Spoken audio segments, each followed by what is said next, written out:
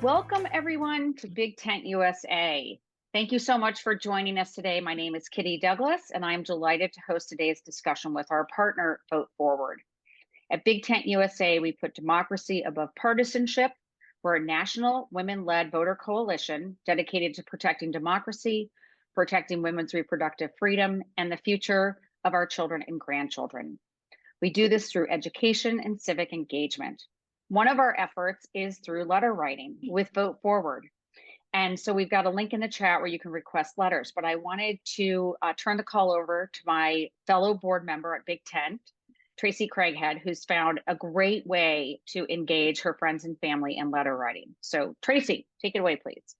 Great. Thanks, Kitty. Hi, everyone. Yes, I'm a very active Big Tent member and a very active letter writer. Historically, I've written them by myself while watching the news or a movie or something. But as my own anxiety level has started to rise, I decided I wanted to do more. And so I reached out to a kind of like-minded friend, and we decided to co-host a letter writing party because we knew we had a lot of friends like us who wanted to do more than just wring our hands. And we decided to have this action, oriented event. So what we did was we invited just about 20 people, men and women, to my friend's house for dinner. That did make it a bit easier for me. And we sent out an email saying that we were going to write these letters, and we directed them to our link through Big Tent to Vote Forward. And we had set out a goal of writing 400 letters or more for the evening. Since we didn't really know how many people we were going to have, it was kind of hard to set a goal, but we knew we wanted to have some structure for the event. And then we also asked them to come with a minimum of 40 letters already printed out. And that was really the main direction. And with that, on the night, we had I think we had 14 people. We had 10 women and 4 men. And I have to add that one of the men surprisingly came without his wife, but that's how committed he was to the cause. So that was really nice to see. And I think in terms of the logistics, what was interesting and that what worked for us is that we had set a window from 6 to 9 in the evening. And, we made it very fluid so people could come for as much time as they could. And we had a few people who stayed for less than an hour. So they really kind of power wrote during that time. The other thing that we did was we just, made sure we had enough tables and chairs and things for people, but we also put out, colored markers and pens for people to choose from. We banded little batches of envelopes together, 20 at a time. And so that made things easier. And we also printed out extra copies of our list that we gotten and the letters from Vote Forward. So we had them all scattered around should people need them. And that all worked well. We also had great music playing. One of my co-host's husband put together a fun playlist. That was great, but we turned it off when we had Big Tent come on because it worked out very neatly. We coincided with a Big Tent discussion, the one that some of you may have attended a couple of weeks ago with Sarah Longwell and Judy Woodruff. So we had that going on in the background, which actually was really great because one, it was an introduction to some people to Big Tent, but it also had this very serious conversation going on while we're writing these letters. So it really gave us kind of more purpose and a sense of urgency as we wrote. And it also spawned great conversation after the Big Tent went off. One other thing that we did that was kind of fun and made it all kind of added to this sense of teamwork and camaraderie is we had a little cowbell, and on the bell we wrote, "Get out the vote." And then every time someone finished their batch of letters, they rang the bell, we all applauded, and then we had a count going on a big chalkboard. So people would get up and write the number of letters they had finished. It was all great. And the idea was, again, to have a sense of community, to connect with a purpose, and all be action-oriented. In the end, we wrote 477 letters, so we were really thrilled, and that was exciting. And then as a follow-up, the next day, I wrote a thank you note for everyone who attended, and also recounted how many letters we finished with, and also included photographs. And I have to say, I publicly announced that I personally was going to be responsible for trying to see our getting out 10,000 letters. So that was my goal, to say that we get that kind of, get some commitment there. And I asked people who were in the email exchange if they'd be willing to step up and help. And a number of people have, and we are now strategizing about more events and how we want to go about doing this. And I just want to add, one point that our window is 3 hours. I think anyone who wants to do this, you don't need to do it that long. I think an hour and a half, 2 hours is fine. You don't need to have it in your own home. You certainly don't need to have dinner. We did provide dinner. But I really think just going to some public place, a library, a church, an office, just get it going. And I think the surprise takeaway is how much fun everyone has doing it and feeling like you're with you're not alone and you're with people who you feel safe with and you can talk to openly about what's going on. So anyway, that's what I've got. And I look forward to hearing more of what the folks from Vote Forward have to say, because we all know this really does make an impact. And, we have a lot of letters to get to write. So get writing. Thanks. Thank you, Tracy. That was really inspiring. And I also think it's anxiety reducing too, to be with your friends and be productive that way. So thank you. And we do have some great events coming up. So if you want to organize a party around our events, take a look on our website. But our upcoming speakers include tomorrow evening, Brian Stelter and Angelo Corsoni, Lauren Grow-Wargo and Dr. Carol Anderson, Norm Eisen and George Conway, Barbara McQuaid, and Kimberly Atkins Store, to name a few. The links to sign up are in the chat. Okay, a few housekeeping items. We have the Q&A disabled, but the chat is open. So please add your questions in for Yasmin, and I'll try to get to as many as I can. And we will be sending out a recap that will have all the links in it with the recording, a podcast, a Substack, which you can share with your friends as well. I am so thrilled to introduce Yasmin Radjy. Yasmin is the executive director of Swing Left and Vote Forward, whose innovative letter writing tactic has enabled more than 250,000 volunteers to encourage citizens in underrepresented communities to vote.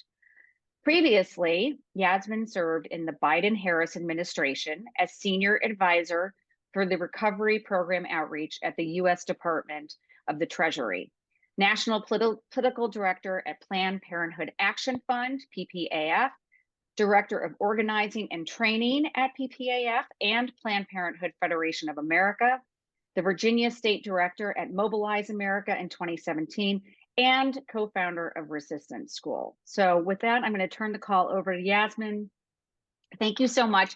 Yasmin just had her second baby, so we're really grateful that she's back in action, working on behalf of democracy. And so thank you, Yasmin. Thank you so much, Kitty. It is a pleasure to be with you all. And thanks, Tracy, for some amazing grounding stories about your letter writing up front. And thank you all for all that you've done. We're going to be spotlighting some of the work that you've already done here. As Kitty mentioned up front, this is actually my first official engagement since coming back from maternity leave last week. So I'm really, really proud to be here. What better way to kick things off in the return back and to sprint forward towards a very, very important election cycle. Want to thank my colleague, Nick, who is managing our slides, and going to request that Nick move us to the next slide, where I'd also like to introduce you to my amazing colleague. Many of you all have already met Emily. She runs all things data and research at Vote Forward, comes out of the hard sciences. We are tremendously lucky to have her. I'm going to quickly turn it over to Emily to introduce herself, and then we're going to tag team throughout this presentation, and of course, both be available for questions at the end. So Emily, do you want to quickly introduce yourself? Hi, folks. I'm Emily. Pronouns are she, her. I'm the Senior Data and Research Director at Vote Forward, and I've been with the team since 2020. So I've made it through one presidential cycle already. I think I can survive this one. I'm really excited to see what we can do this year. And I'm already seeing some questions coming in the chat about things data and research related. So I'm definitely excited to get to your questions at the end of the presentation. But I have also played a big role in setting up the campaigns for this year. And so I'm happy to talk to y'all about our strategy, how we choose voters, where we get our data from, all of that fun stuff. And just to echo what Yasmin has been saying already, we are so grateful for all of you and the work that you put in, because none of this happens without you. So thank you for powering this work and being in it with us. Thank you, Emily. And if we can go to the next slide, please. Kitty already provided a great introduction of Vote Forward, but for those of you for whom this is a new organization that you're learning about for the first time, We are a 501c4 organization. We also do some 501c3 work, which we're going to be talking about here today. All of that is boring tax ways of saying we are nonpartisan. So we are in good company here with the nonpartisan work that you all do. But our North Star is making sure that underrepresented voters all across the country, particularly in tipping point states and tipping point districts, have the opportunity to vote and are encouraged to vote through our partially handwritten letters, which we're going to be going into much more detail about today. And the reason why letters is this incredibly analog tactic has so much effect is because, as we all know, and we're going to get into, voters are getting contacted via text, via lots of annoying emails, via all sorts of different tactics. And the more personal, handwritten these letters are, the more impactful they have been since our very beginning. And core to Vote Forward's raison d'etre from the very beginning has been to test every kind of letter outreach that we are doing. And we'll talk a little bit about how we do that. And the reason why we think that's so important is because you all have lots that you could be spending your time on, lots that could be sort of animating the way that you engage with the election cycle. We want to make sure that volunteers' time is going towards the most impactful ways to reaching those voters and getting them to turn out to vote in most cases. And we'll also talk about some voter registration letters that are newer to the Vote Forward outreach. If we can go to the next slide, please. Like I mentioned, this is what a letter looks like. You can print them from home. While we are an analog tactic in the sense that we are writing these letters with pen and paper, we are very tech forward. We think it's really important for volunteers such as yourselves, such as our college volunteers, so many people around the country, to be able to download those letters from home. All that anyone needs is the ability to access the internet, to download letters, whether it's a few, a couple dozen, whether it's a few hundred, and just be able to print them from home. Folks who don't have printers, we will mail them what we call letter kits and give them stamps and printed letters so that they're able to write these letters even if they don't have access to a printer or can't afford postage. And the core of what makes these really, really impactful is that the letters are heartfelt, are specific, are authentic, and compelling. In just a few short sentences, each of our volunteers, so many of you all, are sharing why voting really matters. And then we vary the way in which those specific, authentic, and compelling messages manifest in these letters. Some of them are general, some of them about why voting matters, some of them are issue specific. And so we have different, we call letter writing campaigns, where we are testing those specific, authentic, and compelling messages with slightly different flavors across what we are really trying to do, the ways that we are trying to experiment on the maximal way we can get someone to turn out to vote, depending on what motivates them. We'll talk more about what that means. So we can go to the next slide. I'm sure many of the folks on the line today have engaged in a whole host of tactics, ranging from knocking on doors to sending text to voters, making phone calls to voters. And if we can click so we can see, we sort of put things on the spectrum of there are some very easy tactics that, as we heard up front from Tracy, we can do from the pleasure of our own home with friends or others. Texting is one of those, also phone banking. These are really, really easy. And unfortunately, they are also lower in impact than some of the sort of tougher to do things, such as in-person canvassing, where for folks like myself, I live in Washington, D.C., for me to get to a swing district, which I like to do as often as possible during an election cycle, takes me about 90 minutes to get there. Then it's probably a 2-3 hour commitment to go knock on doors. So we're talking about a full day commitment, which I can't do on a Wednesday evening from my own home. But those are really, really impactful tactics, knocking on doors, even as voter outreach becomes less and less salient every year. Canvassing remains incredibly impactful. We just can't do it 7 days a week for most of us, and it takes more of a commitment. Handwritten letters for us are in that sort of sweet spot. They are easier to do than going out and driving to knock on doors, but they are more impactful than some of the lowest lift tactics like phone banking and text banking.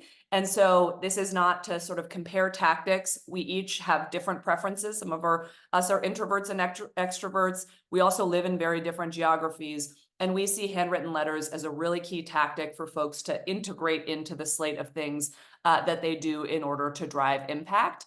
And it is certainly not a low effort activity, but is lower effort than some other things. And we'll talk about, Emily's going to talk in a moment about the measurement that we have around its impact, which we test every single time we do a letter writing experiment to make sure that if it diminishes an impact at any time, we are innovating in new ways to change the course. So with that, I'm going to kick it to Emily to talk to us a little bit about how we do measure impact, which is what she does every single day. Yes. Okay, great. So this is going to be your one slide overview of how randomized controlled trials work. And for some of you, this is going to be a radical oversimplification. But for some of you, it's going to be like, I've never seen this before in my life. My goal is that no matter which category you fall into or somewhere in between, this will at least give you a flavor of how we do that thing that Yasmin was just talking about, which is measuring impact. So we run randomized controlled trials, which are seen as the gold standard of measuring impact in political work, as well as in many other fields, such as medical research. And the idea here is that we have a group of voters and we want to reach them with letters, but we also want to measure how impactful those letters are. So what we're going to do is split them randomly into two groups, our control group that doesn't get letters typically, and a treatment group that is going to get letters. And then we compare turnout across those groups. And remember, those groups were randomly assigned, right? So overall, they're similar in almost every way. But the only key difference between those groups is that some of them did get our letters and the others didn't. After the letter campaign ends, we get data on which voters turned out. And I'll also say this is like hard data. This comes from secretaries of state. Some of you may know that while who you vote for is private, whether or not you vote is public, and that's the public data that we use to measure our success. So once we receive that data, we can compare those turnout levels across the groups, and any difference that we see, because we've assigned the voters to groups in this way, we can be very sure that any difference we see is because of the letters. So this is an extremely rigorous way to measure impact. And we actually do this not just like once in a while, but in almost every letter campaign that we do. So for us, this is not something that is like a one and done thing. Okay, great, we measured something, let's move on. We try to get signal on almost everything we do because we know that it can change over time. We know that these impacts can look different in different contexts, different elections, and also because we want to keep kind of pushing the boundaries of the tactic to see how we can make it even better, which requires constant testing and constant improvement. So I know this is kind of a lot for one slide. I'm already seeing some questions in the chat about data and research work and about impact. So that's something I'm definitely happy to speak to at the end. You can move to the next slide. And I know that for a lot of us, right, when we do these things, it's not just enough to know that, okay, somebody's measuring impact somewhere. You really want to feel confident that what you're doing is actually making a difference in the world. And I know that sometimes when we see these effect sizes, it can be like, wow, like we did all this work and it's only like 0.5 percentage point or 1 percentage point or a couple percentage points of impact. That seems really small, right? But I do want to put that in its proper context because even those tiny effect sizes at scale can have huge electoral implications. And not for partisan reasons, but just to illustrate this, I love to put this image on this slide because as we know, the difference in Georgia in 2020 in the presidential election came down to just a few thousand votes. And again, this year, it's forecast that just a few thousand voters are going to be the ones that likely decide the results of the election. And so what that means is that, you know, if we're targeting these groups of voters, shifting them by even, say, 0.5 percentage point, as in this example, if we do that at scale, that could be tens of thousands of votes that change. And that's enough to make a big difference in our electoral outcomes. So this year, we are focused on boosting turnout as high as possible in close elections where we think that just a few thousand votes could make a difference, because we think that those elections will be decided on tight margins. And Yasmin is going to talk to you much more about the strategy and the thinking behind how we're doing that. But I just want to give you some confidence that, you know, even if it seems like each individual letter is only having a small impact, when we do it together and we do it at scale in close elections, it really does make a difference. Thank you, Emily. And if we can go to the next slide, I'm seeing so many great questions in the chat. I'm hoping we cover a few of them, and then of course we'll get into more in the Q&A. Something that's really important to us and has been from the beginning of Vote Forward's existence is building a culture of democracy. You all embody the idea that this is not a partisan issue. Our democracy is fractured, and we need to strengthen it in every way we can.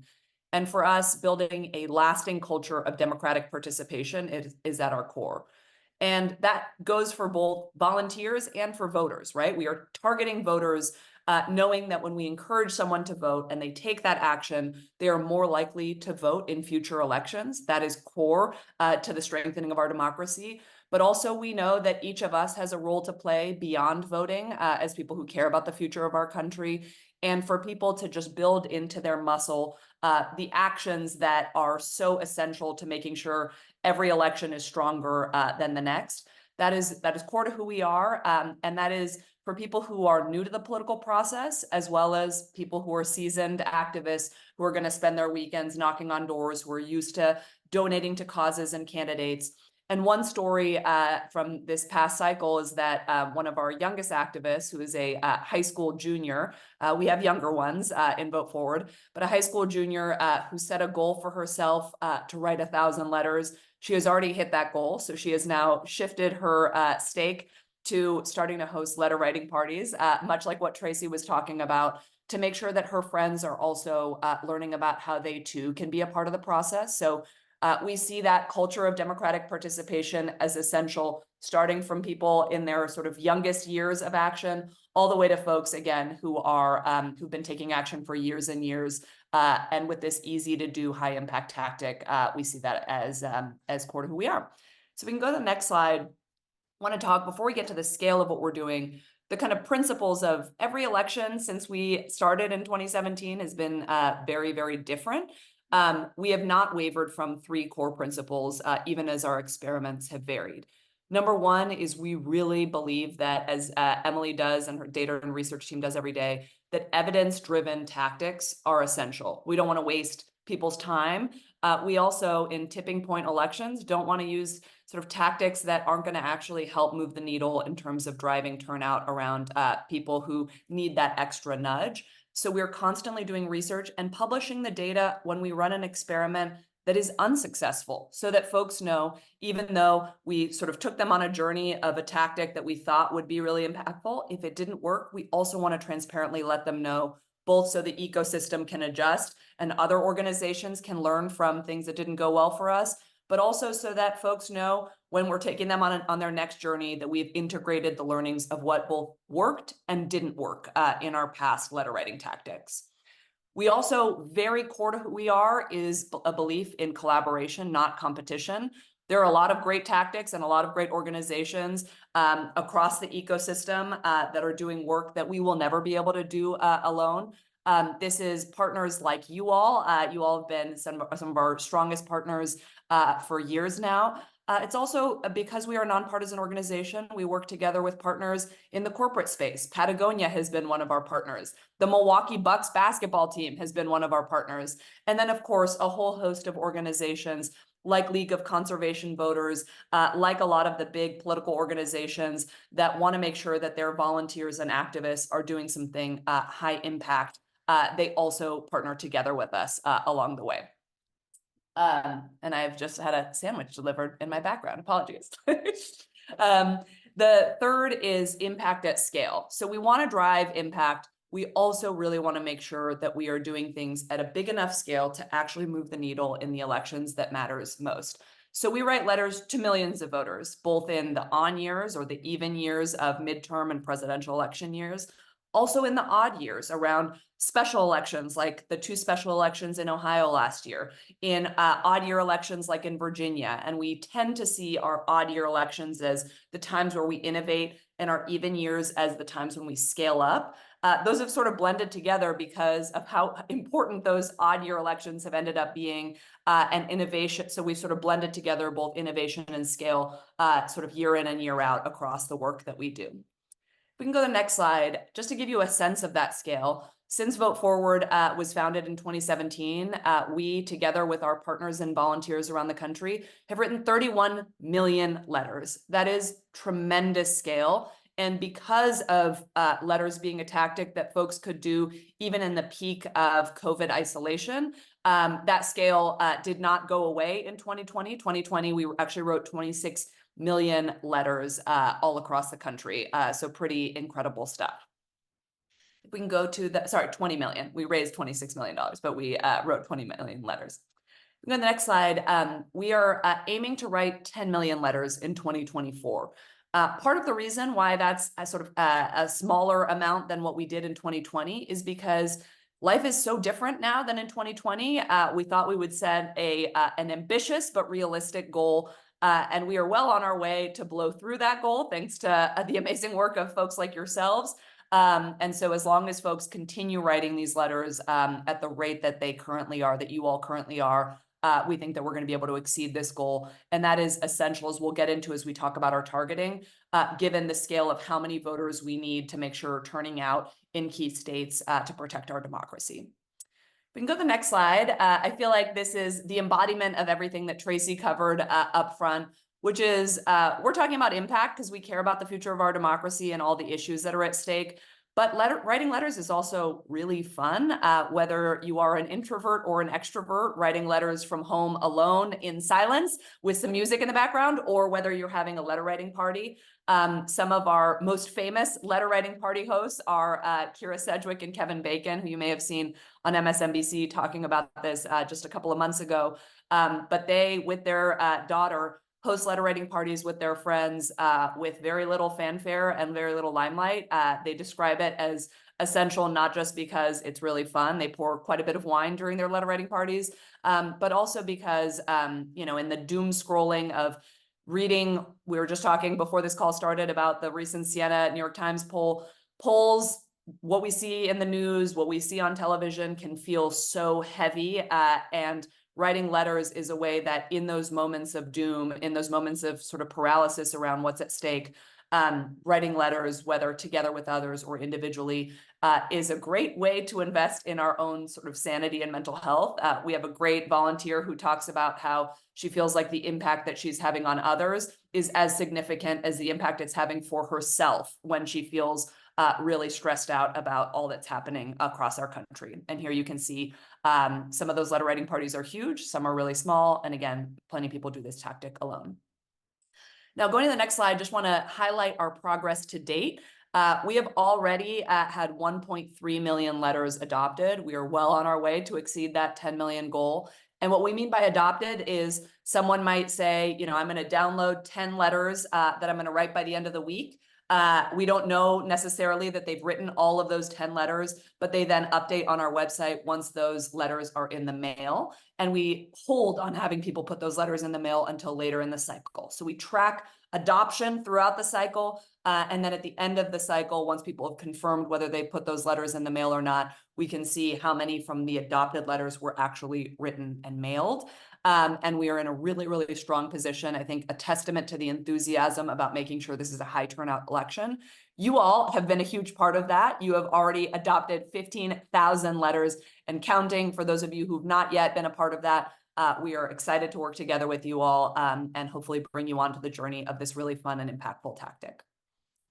Now, I saw somewhere in the chat some questions about who we're targeting, right? So we've talked about scale, we've talked about impact. Now, who in this particular election, and this varies, as we've said, different experiments at different moments, our sort of big bet for the cycle is targeting surge voters. And this goes to what I talked about before of there are a lot of people who are going to be reaching out to different kinds of voters, and all of that is going to really matter. For us, we want to make sure with the limited time and the sort of limited energy that we collectively have in our days, we are going to the people who are going to be the most likely with an intervention to turn out to vote and to turn out to vote in favor of democracy. So what does a surge voter mean? There's about 5 to 6 million, or there's about 7 to 8 million surge voters, or people who did not turn out in 2016, but have turned out to an election or multiple elections ever since 2016. So 2018, 2020, and 2022 have been the highest turnout elections in a century. You can see on the graph on the side, on the right side of the slide, what the past century of voter turnout has looked like. We are in a very high turnout time. And if in 2024, those surge voters, or those people who showed up basically in response to the election of Donald Trump, in these high surge voter elections, if they come back and they don't stay on the sofa this year, they come out to vote, this is going to be, once again, an incredibly high turnout election, and we will be able to win in both ballot measures and in sort of elections up and down the ballot in a pro-democracy platform.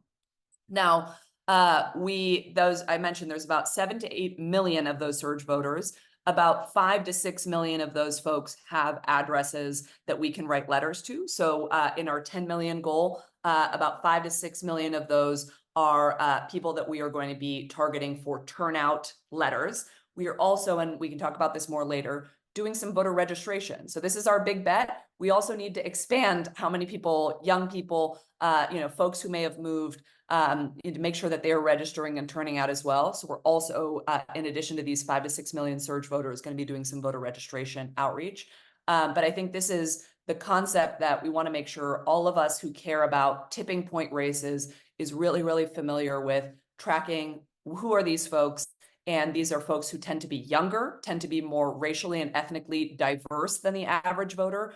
And how do we motivate them to show up? And if they do show up, they tend to vote in favor of democracy, because again, these are folks who were motivated after Donald Trump's election in 2016.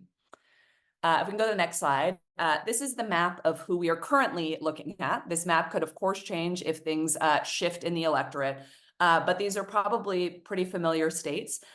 8 of these states are the sort of traditional presidential battlegrounds, places like Pennsylvania, places like Michigan and Wisconsin. We all watch these late at night on election night and are used to sort of what counties are familiar for tipping points within them.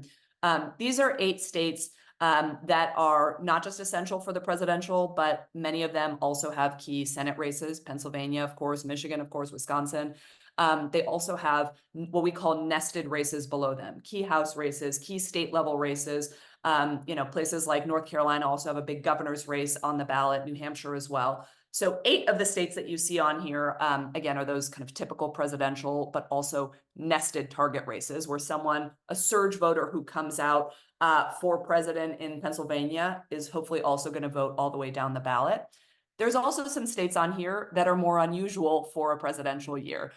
So Montana and Ohio are 2 critical tipping point states in terms of who is going to control the US Senate. Those are not going to be places that the Biden campaign is going to invest $1. They are probably not also places that the Trump campaign is going to invest very much in. They're so red for the top of the ballot, but what happens down ballot is going to be critical for the balance of power in terms of the US Senate. California and New York are also really critical states here that will be essential in determining the balance of power for the US House. It is, I think it's 8 states that we're currently targeting in New York, and 8 districts in New York and California that are absolutely critical to who is going to be in charge of the US House next year and who is going to be speaker. So all of this adds up to 12 states that we're really focused on. And if we can go to the next slide, Emily can talk about the letter campaigns that we are using to target those folks. Yes. Okay. So hopefully you've been hearing Yasmin say all this stuff and you're just so excited to write letters to voters in all of these key states. And the good news is that you already can, even though it's still pretty early in the 2024 cycle, even though for us, it already feels like it's taken forever. We're still early in the year. And we already have get out the vote letters to those surge voters in key states as well as congressional districts. And so if you go to voteforward.org/campaigns, we'll make sure to share that link with you in the chat and through various other channels. You can go ahead and start adopting voters, downloading those letters and writing them right now. I saw somebody mention this in the chat. It's a great point. In most cases, we are asking you to hold on to these letters until later. And that's because we think that these letters will be more impactful if they reach voters closer to election day when they are making their choices. The reality is that many of these voters are just like not even tuned into politics right now. A lot of people won't start tuning in until after Labor Day or even later. And so we are going to time our letters to reach them at the point when they're like really thinking about elections and voting decisions.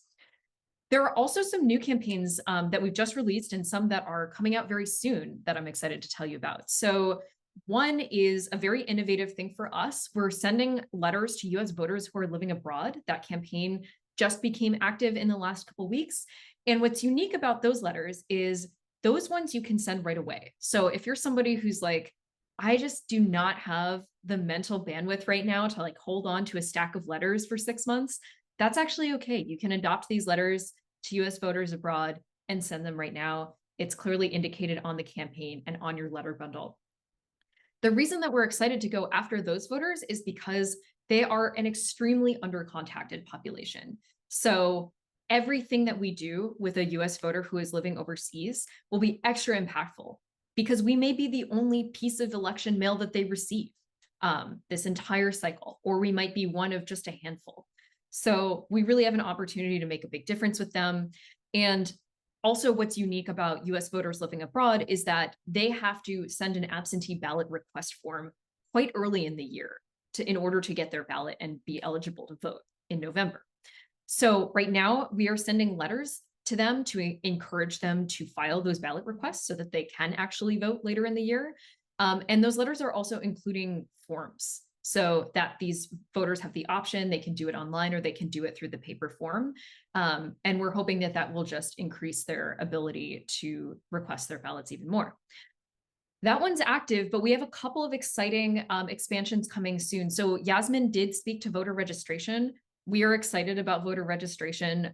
We have sort of experimented with voter registration at a smaller scale in the past, but this year we really want to double down on it. So coming very soon, there will be letters for voter registration. And again, because those letters are not as time sensitive, you can already register to vote at any point in the year.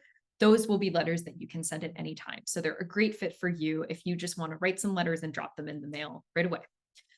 Then we're also going to be expanding our Get Out the Vote universe. So letters to Ohio and Montana will be coming soon. Those are states that have key Senate races. I can also say, although I didn't write it on this slide, that there will be Get Out the Vote letters to congressional districts outside of California and New York later in the year. I saw somebody ask about that, so wanted to speak to it. Basically, at this point, we are going to try and reach every voter that we can in every election that we think is going to make a big difference. And so it's likely that this universe will continue to expand. My experience in 2020 was that we were just so bowled over by the incredible volunteer energy that was out there. Like the appetite that people had to write letters just knocked our socks off. And so we were, frankly, we were scrambling later in the year to just like come up, like to stand up the campaigns to meet that incredible energy. And so this year we are planning more in advance such that we are, when that surge comes, when people, and I know as volunteer organizers, you're going to get people that come on like October 1st and they're like, I haven't been thinking about the election all year, but now I want to do something. We are planning for that and we will have something for you and them to do.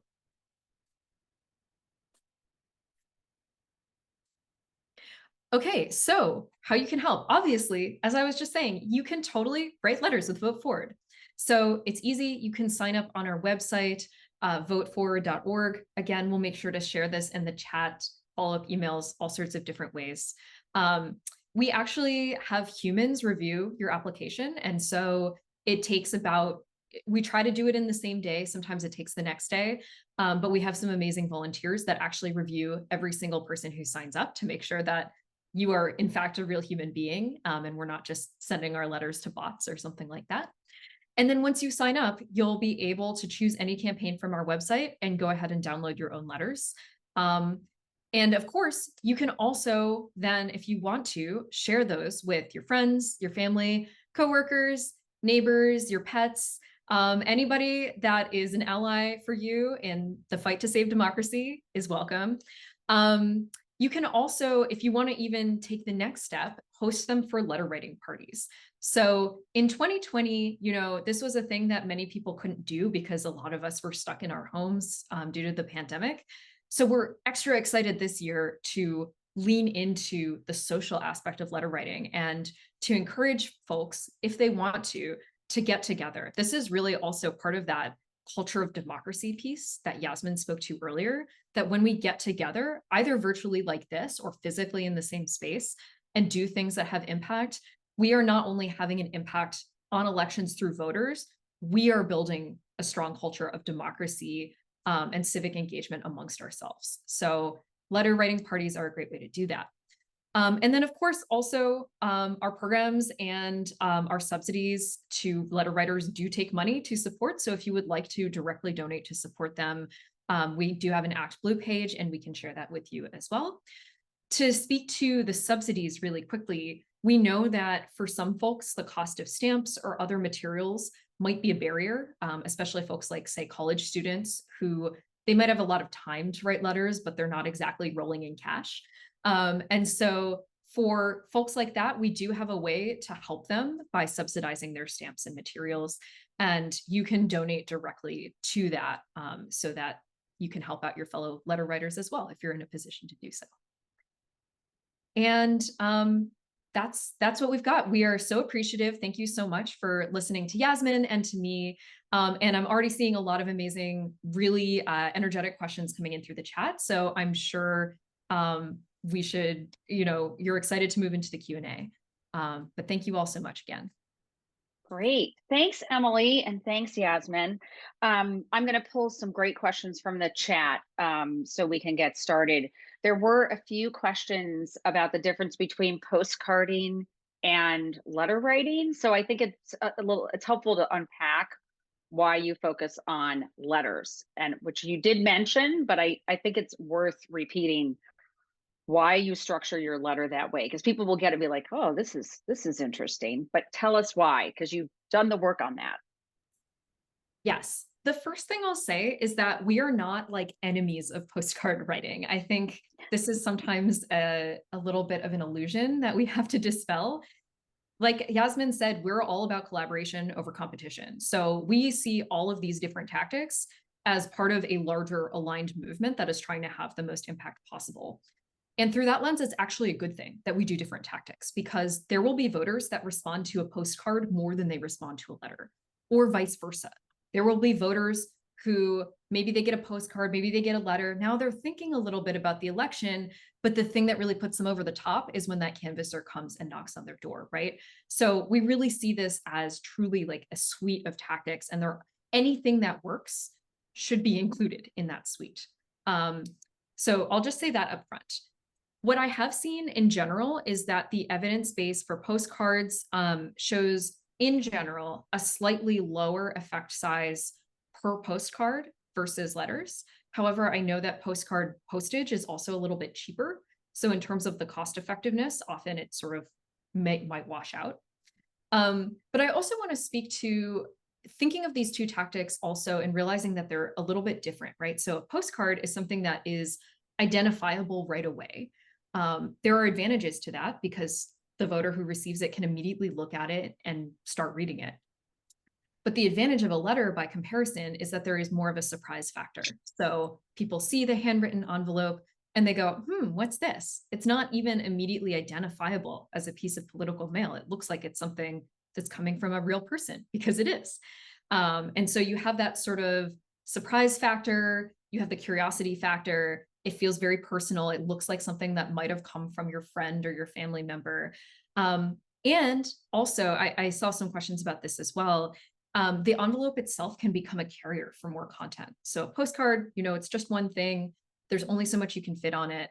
A letter with an envelope, you can put things like, say, that ballot request form that I noted. You can put things in the letter that make it even more impactful. And that's something that we'd like to double down on this year as well.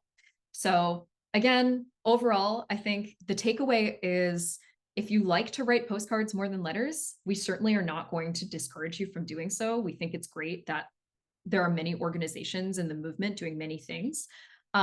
But we also stand by our letters. We think they're a unique tactic that really fills this sweet spot in the overall toolbox. And so if you like writing letters, please do, and know that there's a strong evidence base for them. So a couple questions about your issue letters, specifically, well, two things. One is you did talk about reaching young voters. How are you getting those names and addresses? I have two under 25-year-old voters. One of them cannot vote he goes to Colorado, he goes to CU, can't vote there. He's got to get an absentee ballot. Like, they are tricky. So tell us how you're getting those names, and then would love to hear a little bit about your issue work. I can kick off and then Emily can fill in any gaps. So voters are motivated by different things, right? And so as we've run different experiments, in our earliest experiments, we did not do issue-specific messaging. It was about sort of how do you sort of in a personal and compelling way talk about the importance of voting. And then also, as Emily has alluded to, tested things like the timing of the letters, how much of the letter is handwritten, et cetera, et cetera.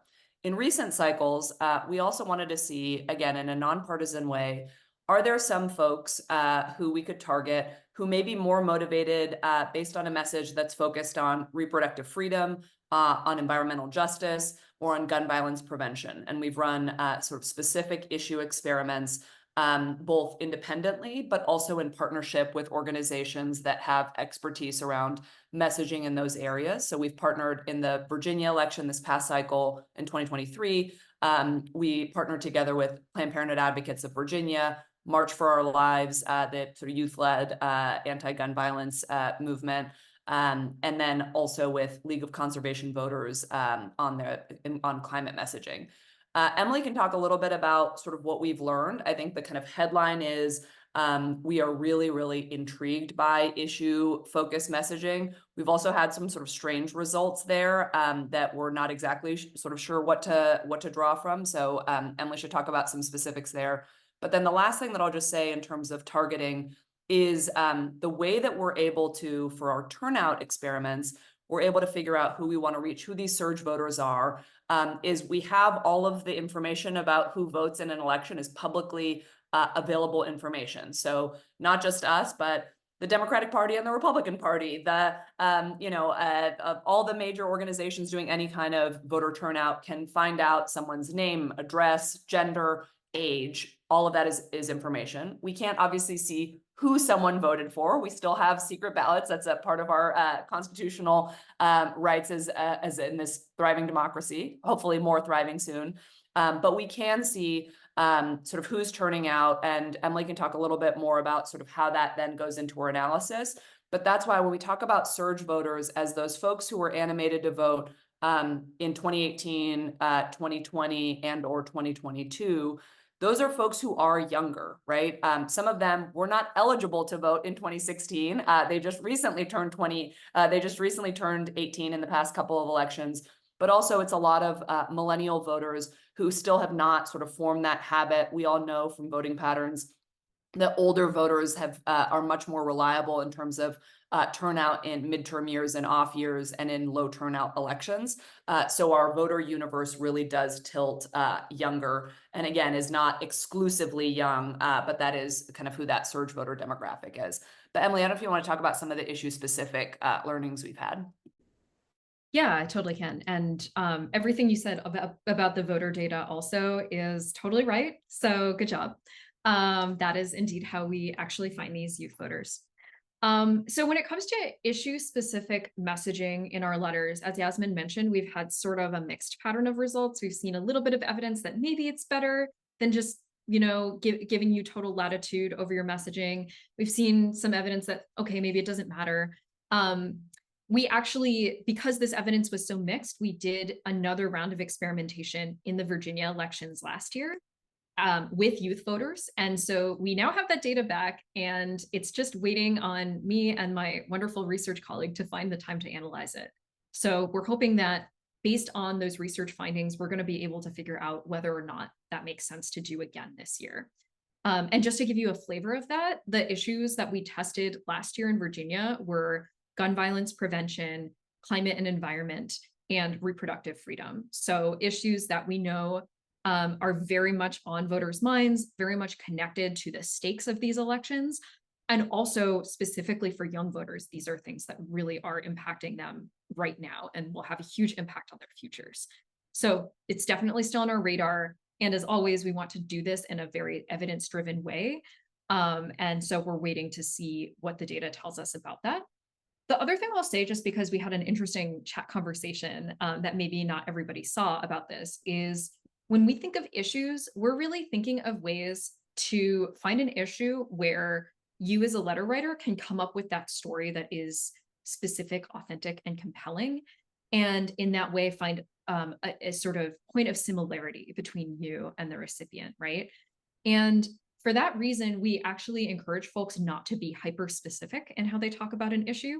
So for example, one example we often like to use is that maybe the recipient doesn't agree with you about the Green New Deal, right? So maybe it's not a good idea to mention this specific policy, but the value of, seeing, say, the effects of climate change around you, or wanting a healthy, safe environment for you and your kids, those are things that, regardless of your specific life circumstances, people can connect to and that you can make a story around. And so that's why we encourage folks to sort of lean away from mentioning bills or specific policies and more towards those values and those issues. Yeah, that's a good point. I wrote letters to Virginia voters in last year, gosh. And that was what I sort of, it was a broad swath of like, I want everyone to be able to have healthcare to protect, their family, themselves, or take care of themselves, like a very broad message around reproductive freedom. Anyways, a really good question from Mary Wisman. Sorry, Mary, if I'm pronouncing that wrong. Are you making any use of social pressure messaging? And then we got to talk about voters abroad before we wrap, because a lot of people are excited about that. Social pressure messaging. Yasmin, I feel like this might be a me question. Yeah, go ahead. No, I'll talk more broadly about this. Okay, cool. Social pressure messaging. So basically, this is a bit of a term of art. So if you're not familiar with this, social pressure messaging is this idea that you are motivating people by reminding them of some sort of norm that is shared, often by people who they would consider to be, say, part of their in-group. So something like, 80% of your neighbors vote. Did you vote? Or something that reminds you that there's surveillance going on, like the language I mentioned about who you vote for is private, but whether or not you vote is public, reminds the recipient, oh, right, like there's this expectation of voting and somebody might be like looking up my voting record. And it just reminds them that voting is this socially normative act. There's been quite a bit of research on this, and in a lot of like direct mail, folks will use this approach. We tend to not go in that. We don't think of social pressure in our context quite the same way. And the reason is because these letters, again, are meant to come off as very authentic and coming from a particular person. It's really like a personal contact. It's almost like a quasi-relational tactic, the way I think of it. It's not quite as relational as actually being contacted by, say, your friend or your family member, but it's trending in that direction. And when you think about those conversations that, say, you have with a friend, right? Your friend isn't going to come up to you and say, like, hey, like all of us are voting, so you should too. They're not going to try and peer pressure you, hopefully. And they're not going to say something like, hey, did you know that who you vote for is private, but whether or not you vote is public? You'd say, like, friend, why are you checking up on me? That's kind of creepy, right? So we think of the sort of social pressure angle in a softer way. It's more like you are receiving a letter that reminds you that somebody else cares about voting and does vote, right? The message says, I vote because. And so that's a way of activating that sort of connection to the norm of voting without being quite so heavy-handed, and maybe doing it in a more sort of personal, authentic way. Yeah, I'll just, as on an anecdotal side to the great example that Emily lifted about how this is actually very intuitive, and the research does show exactly what Emily's saying pretty intuitively. There have been really successful social pressure campaigns and this is speaking broadly, not just at Vote Forward, there have also been a lot of backlash effects. I think most famously, Ted Cruz's social pressure in the 2016 primary was very well reported. But even within the sort of progressive ecosystem, as Emily said, there is a real sweet spot around social pressure, and some folks have crossed over that line. So anyway, for folks who are interested in sort of nerding out over over more of that, there's some great, pretty dense but exciting reading on the Analyst Institute website, where you can see both positive and negative social pressure campaigns sort of outside the Vote Forward orbit that may satiate your curiosity. And then last but not least, we'd love to hear a little bit more about your writing letters to voters abroad. We have a lot of folks from Dems Abroad come to Big Tent. One of the questions which was asked, which I thought was great, was are you going to be doing a second batch of letters to those folks, since they get so little contact and it is so tricky to vote from abroad? Yes, this is such a great question, because we are in fact planning to do that. So the folks who vote from abroad need to request their absentee ballots early in the year.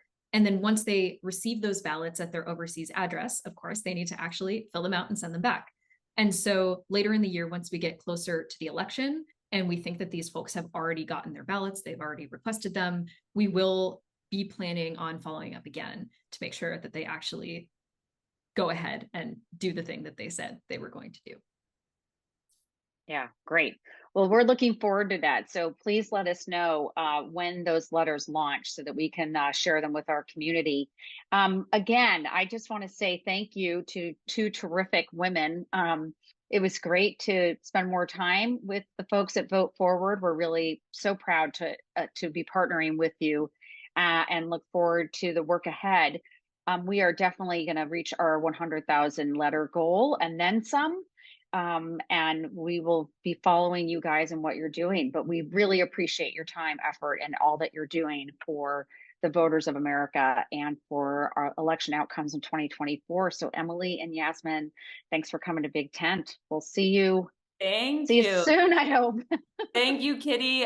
Big thanks to Bree for organizing a lot of the behind the scenes here. And of course, Tracy for inspiring us on how to do some great letter writing parties. And really just want to thank everybody for your really, really great questions. You're going to be getting information from Kitty about how you can reach us. I know we didn't have time to get into every single question, but the curiosity that you all are showing here is so we relate to it so much in the Vote Forward community of not just taking action, but really making sure that action is impactful. So thank you, thank you, thank you. And we look forward to being in touch. Great. Bye, everyone. Thanks for coming to Big Tent.